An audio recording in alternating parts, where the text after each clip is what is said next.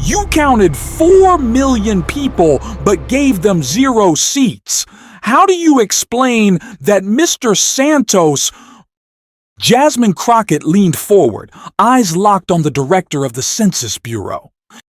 Then, without a word, she unrolled a color-coded map across the table, red lines blacked out districts, and one phrase in the corner, the body count map.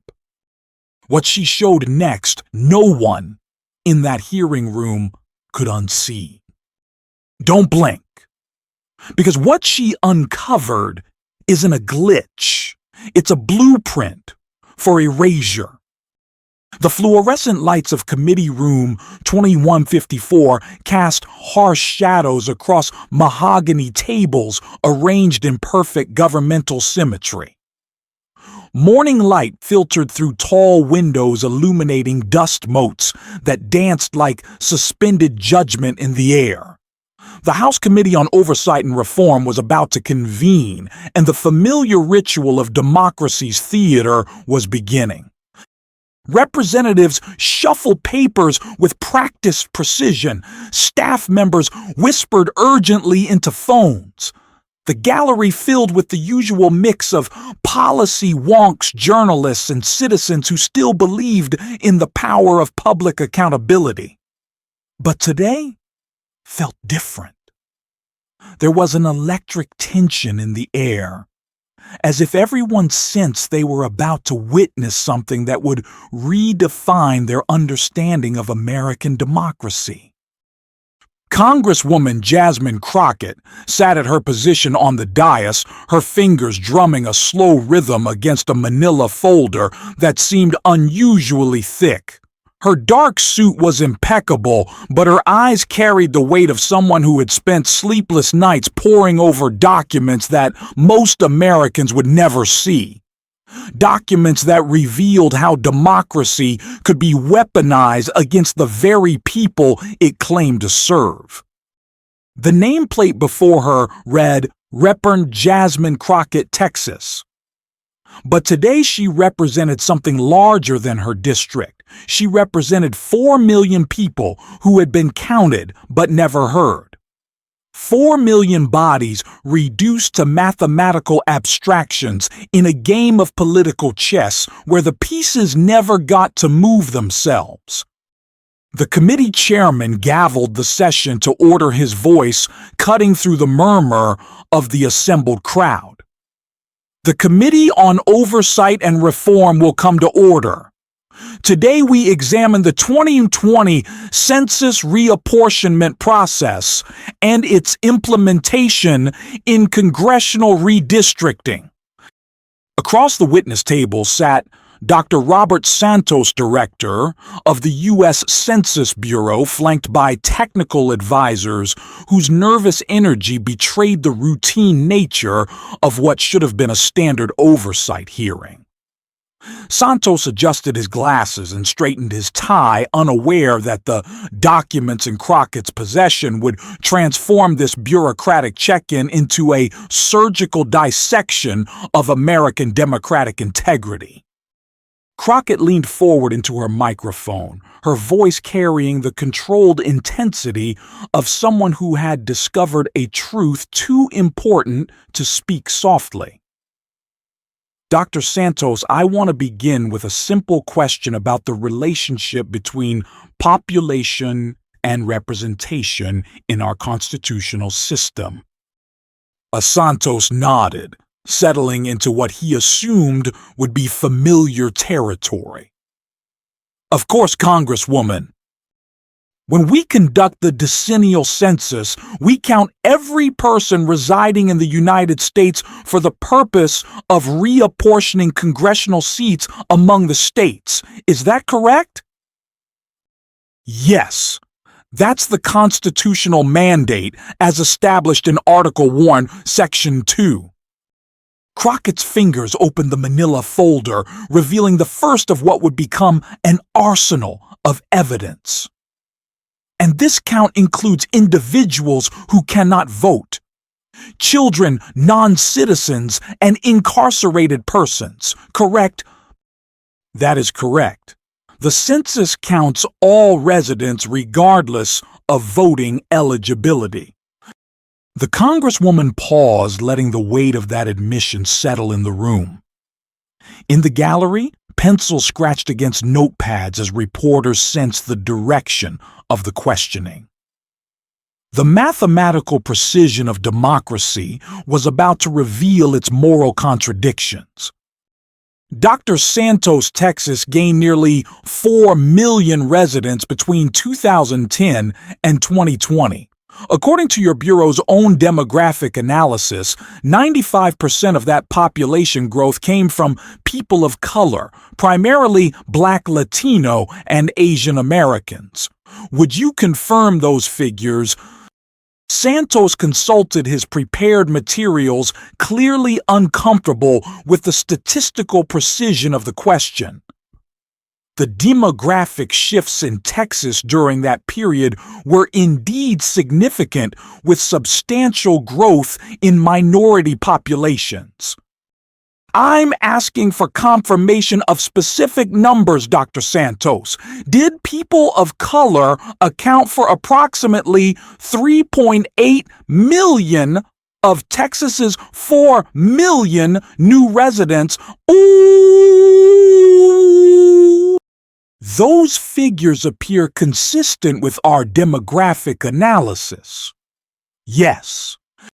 Crockett's voice sharpened. Texas gained 2 new congressional seats based on this population growth. 2 seats that will wield federal power, direct federal spending, and represent American interests on the world stage. But when I examine the district maps approved by the Texas legislature, I see something remarkable.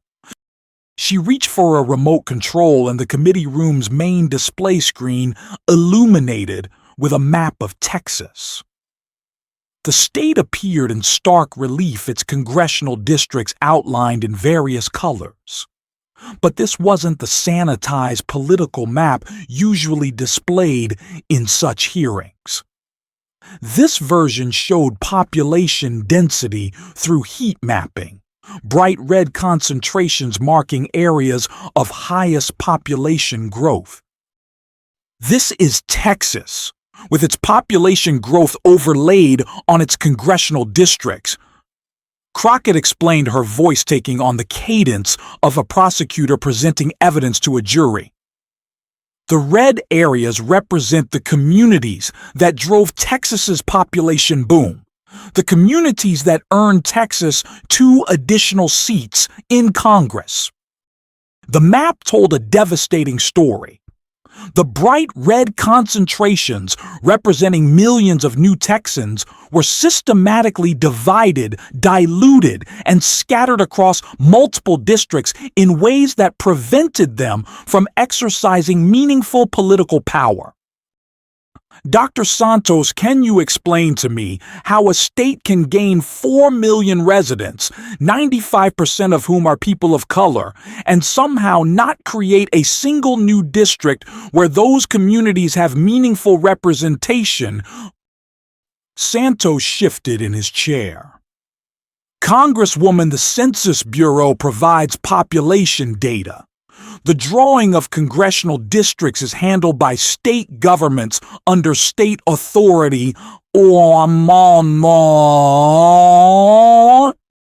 I understand the process, Dr. Santos.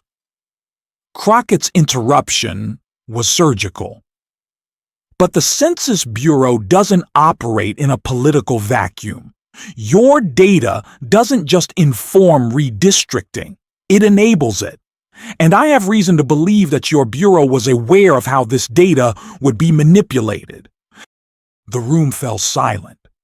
Even the whispered conversations in the gallery ceased. Staff members stopped their note-taking. This was no longer a routine oversight hearing. Crockett reached deeper into her folder and withdrew a document marked with Official Census Bureau letterhead. Dr. Santos, are you familiar with an internal memo dated March 15, 2021 titled Reapportionment Data Release Political Considerations and Stakeholder Concerns? Santos's face went pale. I'm not sure I recall that specific document. Let me refresh your memory. Crockett's voice carried the quiet authority of someone holding irrefutable evidence. This memo, circulated among senior Census Bureau staff, explicitly discusses managing stakeholder expectations regarding the political implications of demographic data release timing and format. She began reading from the document. Special attention should be given to state-level officials who have expressed concerns about the political ramifications of detailed demographic breakdowns being released prior to redistricting deadlines. Consider strategies for data presentation that minimize immediate political disruption while maintaining statistical integrity.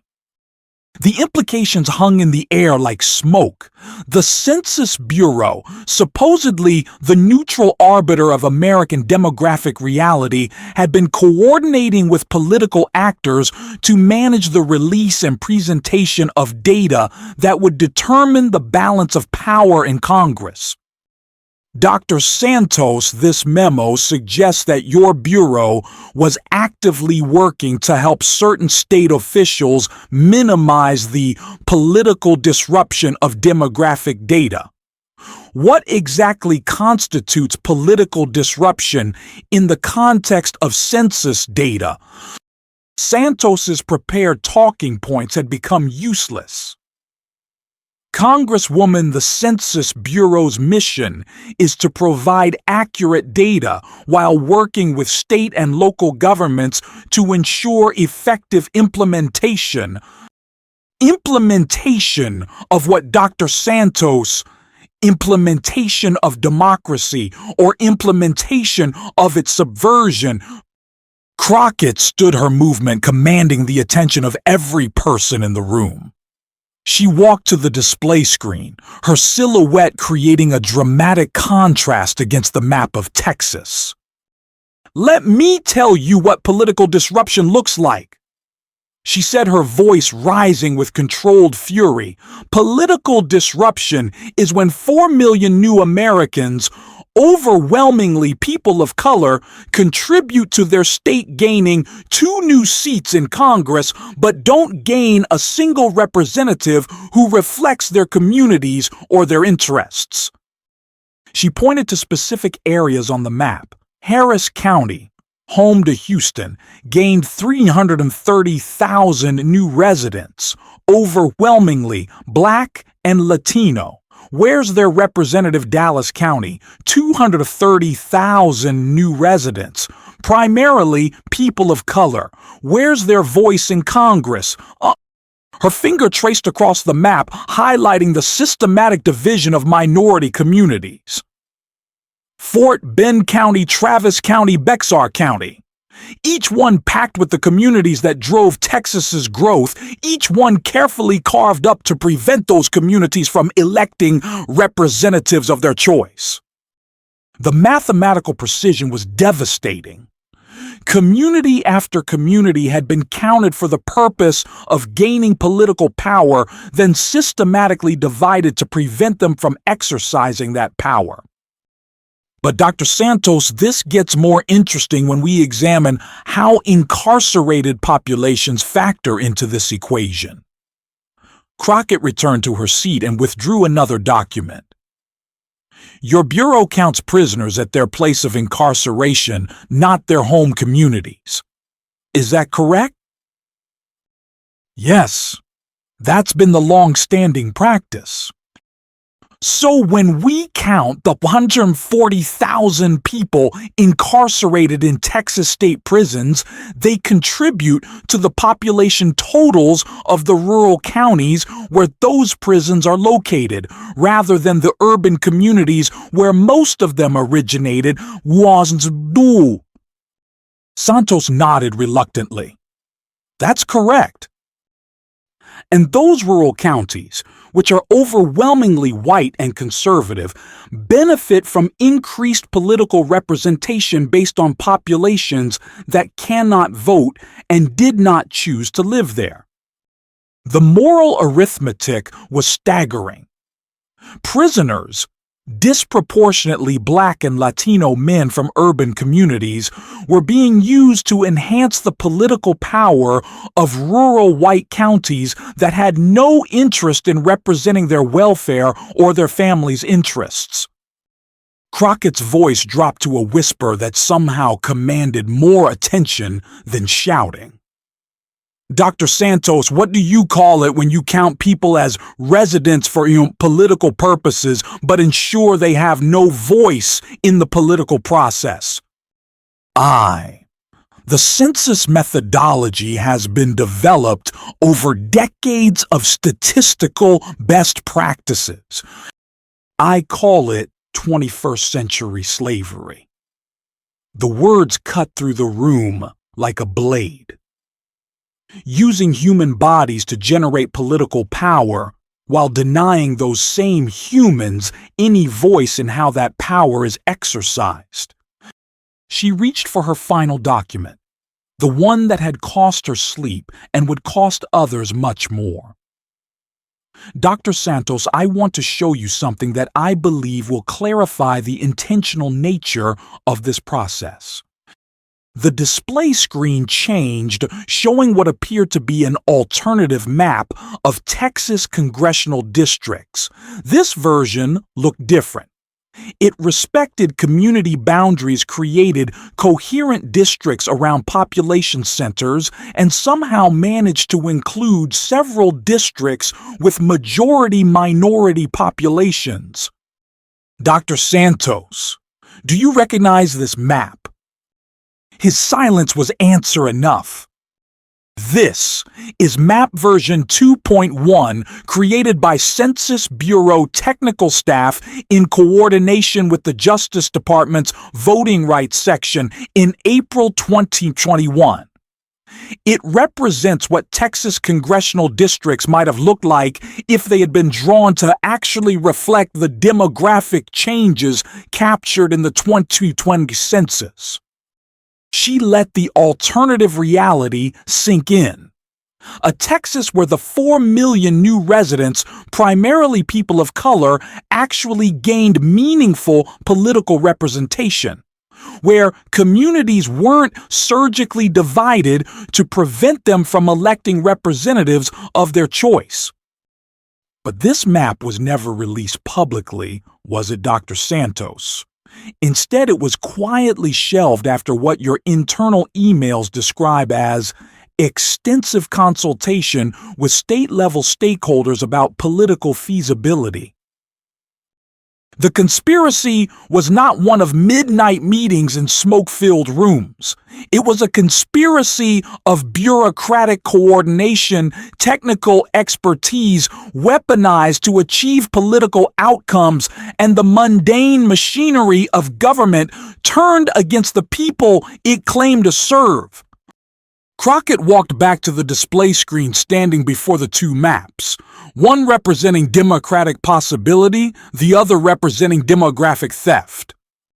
Members of the committee, what we're looking at is not accidental. This is not the unintended consequence of complex technical processes. This is the deliberate use of census data to extract political power from communities of color while denying them proportional representation. She turned to face Santos directly. Dr. Santos, how many people live in the districts that gain Texas its 2 new congressional seats? I don't have those specific calculations. I do. Crockett's preparation was exhaustive. The population growth that earned Texas 2 new seats was concentrated in areas that are now divided among 23 different congressional districts. 23 districts, Dr. Santos, communities that should have been united to exercise meaningful political power, have been scattered like seeds in the wind. The mathematical violence was precise. Communities that shared economic interests, cultural bonds, and political concerns had been systematically fragmented to prevent them from translating demographic majority into political representation.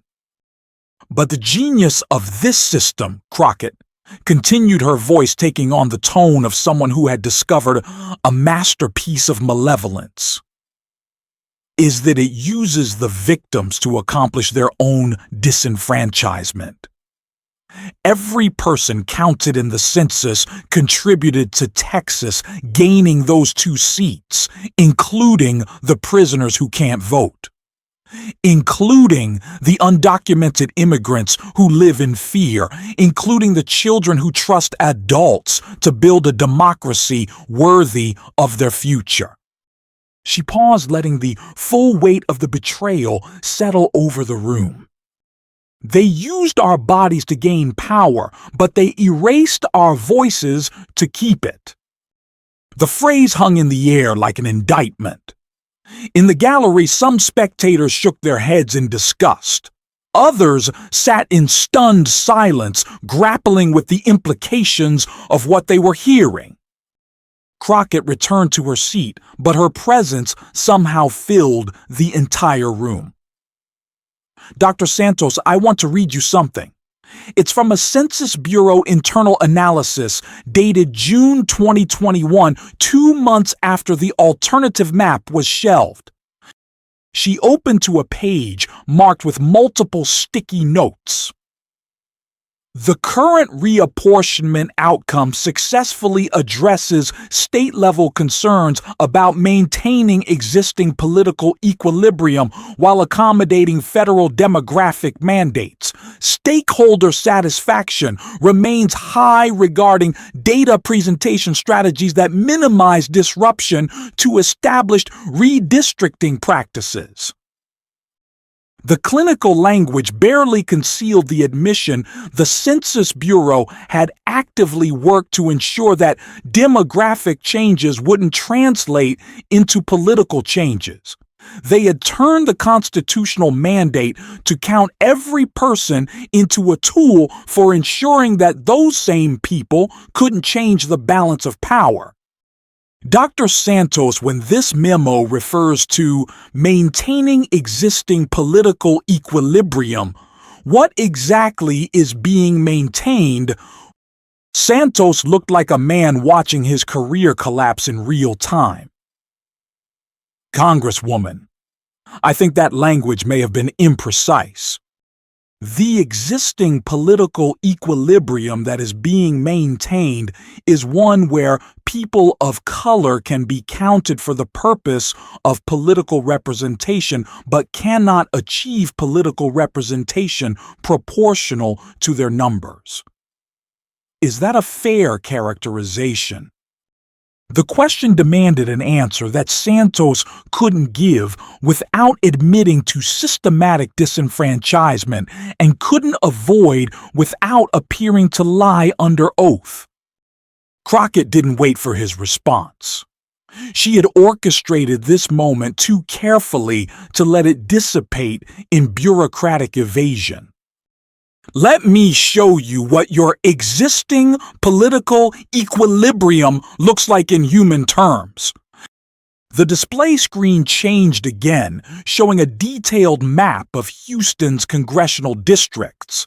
The city appeared carved up like a pizza, with thin slices extending from the urban core deep into suburban and rural areas. This is Houston, Dr. Santos. A city that is majority Black and Latino, carved into 6 different congressional districts. 6 districts where communities of color constitute a minority in each one, despite being a clear majority in the city as a whole. She highlighted each district as she spoke. District 2 takes a slice of Houston's Black neighborhoods and combines them with rural white communities 60 miles away. District 7 does the same with Latino communities. District 10 stretches from Houston's suburbs all the way to Austin, a 165-mile-long district designed for one purpose: ensuring that urban communities of color cannot elect a representative of their choice. The visual evidence was overwhelming. Houston, one of America's most diverse cities, had been systematically divided to prevent its diversity from translating into political representation. Dr. Santos, your bureau provided the data that made this surgical precision possible. You knew how this data would be used, and according to your own internal documents, you coordinated with state officials to ensure it would be used this way. She stood again, her movement deliberate and commanding. I want to be very clear about what we're discussing here. This is not about partisan politics. This is not about Democrats versus Republicans. This is about whether American democracy means anything at all. Her voice rose, with each word carrying the moral authority of someone speaking truth to power. Because if we can count people for the purpose of political representation, but then systematically prevent them from achieving political representation, then we have not abolished slavery. We have simply refined it. The comparison was stark, deliberate, and devastating. The room fell into absolute silence. We have created a system where human bodies generate political power for others while being denied political agency for themselves. We have turned the census from a tool of democratic representation into an instrument of democratic oppression. Crockett reached for her final piece of evidence, a simple sheet of paper that would deliver the killing blow to any pretense of innocent bureaucratic procedure. Dr. Santos, I have here an email exchange between your office and the Texas Secretary of State's office from May 2021. In this exchange, your technical staff explicitly discusses strategies for managing the optics of demographic data release to minimize political complications for state redistricting authorities. She began reading from the email, recommends staggered release of detailed demographic breakdowns with emphasis on total population figures rather than voting age population by race, ethnicity. This approach should provide state authorities maximum flexibility in addressing redistricting challenges while maintaining statistical compliance. The technocratic language couldn't disguise the political coordination.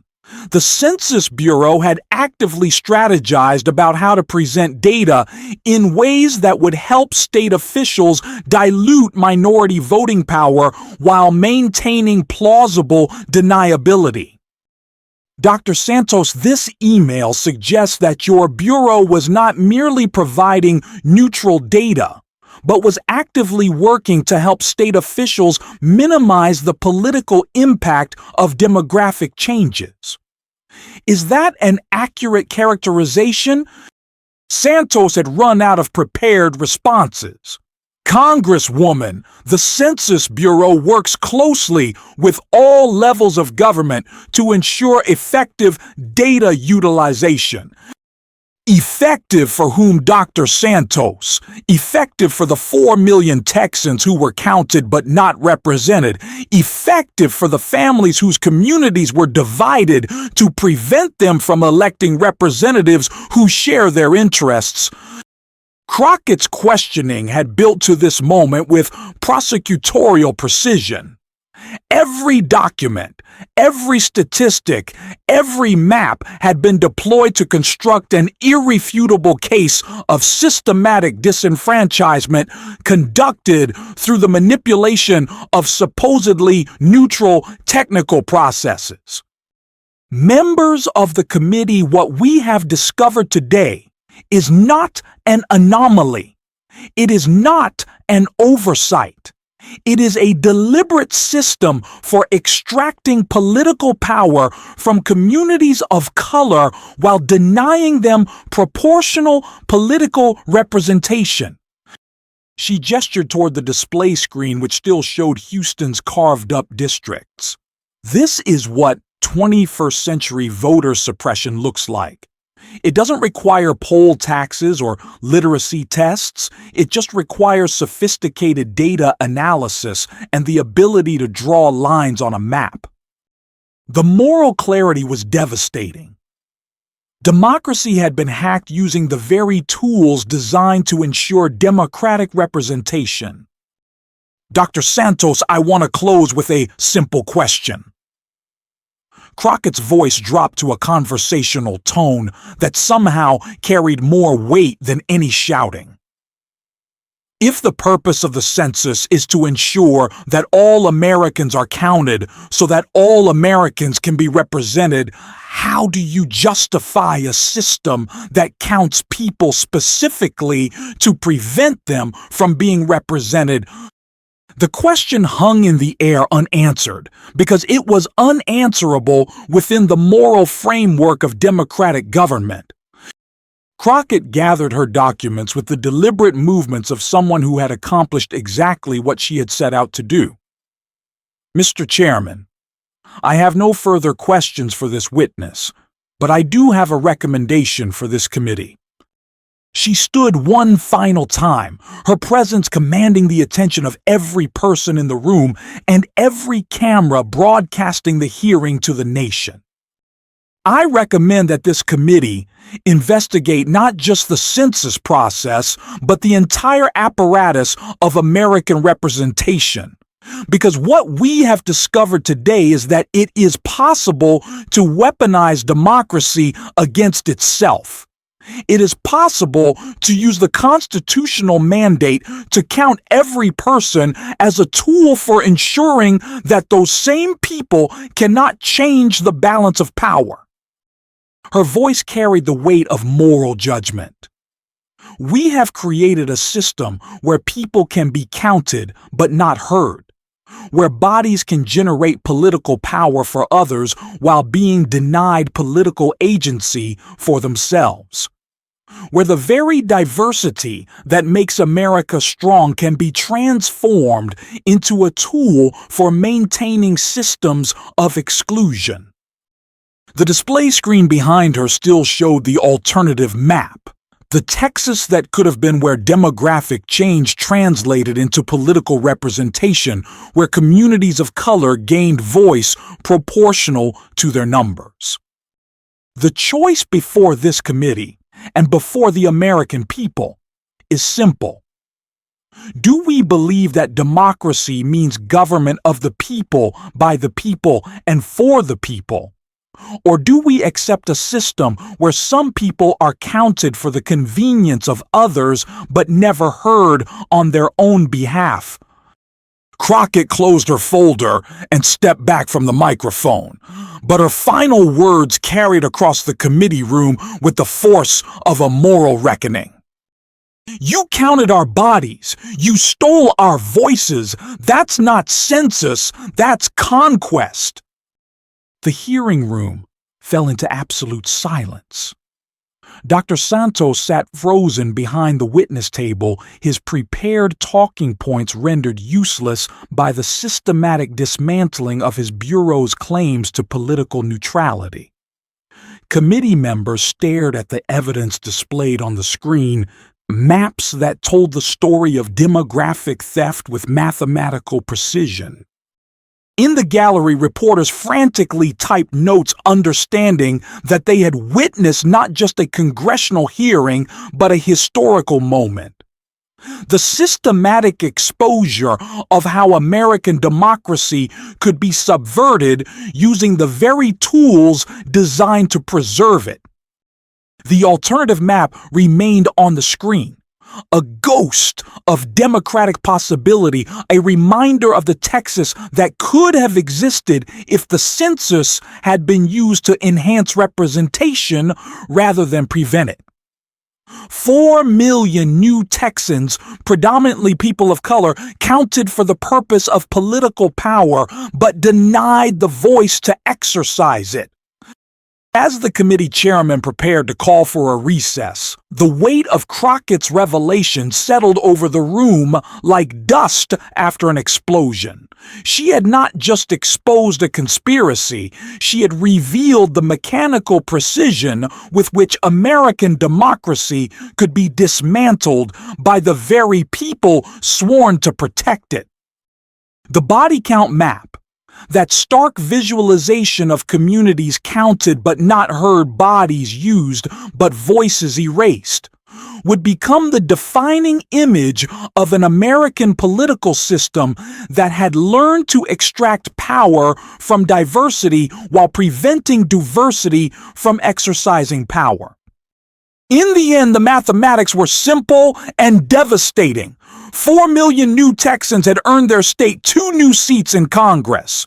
But through the surgical precision of gerrymandering enabled by census data manipulation, those 4 million people gained not a single new representative who reflected their communities, their interests, or their hopes for American democracy. They had been counted, but they had not been heard. And in that silence lays the blueprint for the systematic subversion of American representative government.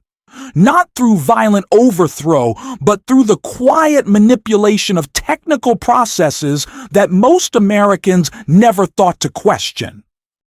The hearing was over, but the reckoning had just begun.